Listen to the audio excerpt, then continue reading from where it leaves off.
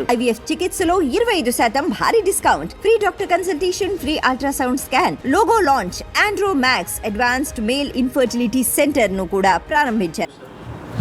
విద్యాశాఖ మంత్రి నారా లోకేష్ ఆ శాఖ అధికారులతోటి సమీక్షలు నిర్వహిస్తున్నారు. ఈ సందర్భంగా ఆయన కొత్త విషయాలను తెర మీదకి తీసుకొస్తున్నటువంటి పరిస్థితి.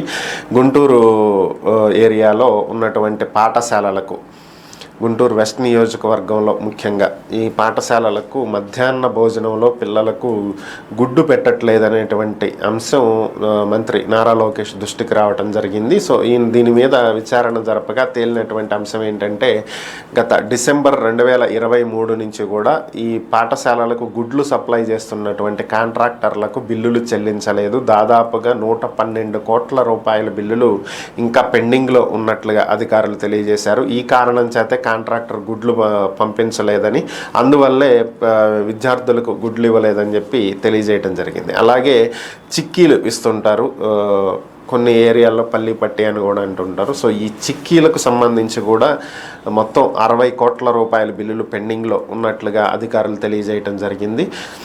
సో దీనికి సంబంధించి కాంట్రాక్టర్లతో లోకేష్ మాట్లాడటం, మీ బిల్లులు ఎక్కడికి పోవని, అవన్నీ ప్రస్తుతం ఉన్నటువంటి ప్రభుత్వం చెల్లిస్తుందని, కాబట్టి విద్యార్థులను ఇబ్బంది పెట్టకుండా కావాల్సినటువంటి గుడ్లను, చిక్కీలను, కావలసినటువంటి వాటన్నింటినీ కూడా సప్లై చేయాల్సిందిగా కాంట్రాక్టర్లకు లోకేష్ సూచించడం జరిగింది.